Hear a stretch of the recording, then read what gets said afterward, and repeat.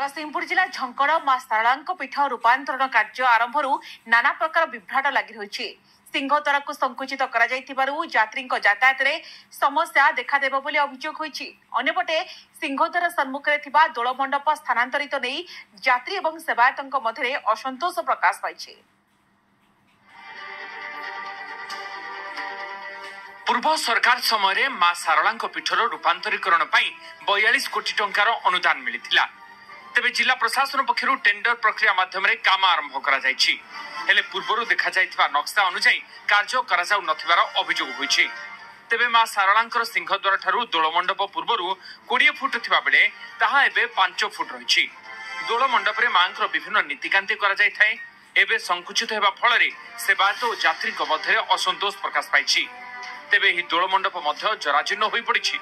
केउठी छातरे rod देखागलानी तो आउ केउठी ताजा भांगी गलानी। तेबे ही दोलमंडप को स्थानांतरित करबा को सेवायत माने दाबी करिसंती।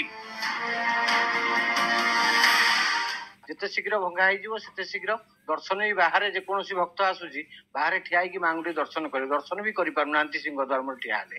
दोलमंडप तो मंदिर जहाँ मुखशाला तैयारी होची दोलमंडप संकीर्ण अवस्था को पळैलानी।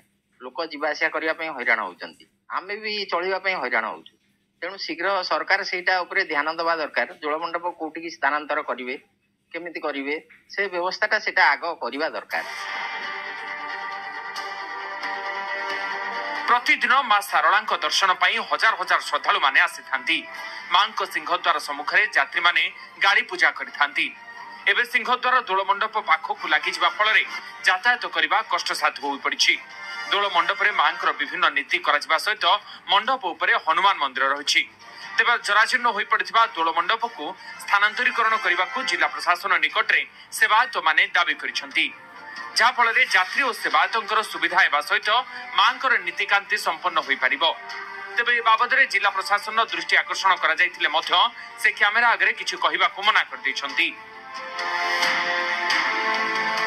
सिंहद्वार जी डिस्टान्स पुराणा सिंहद्वार ठारू एवं सिंहद्वार जेहतु 20 फुट आगू आसला महावीर मंदिर एवं आपणकर दोलमंडप से डिस्टान्स जावा दरकार अधिक हेल्ले भल।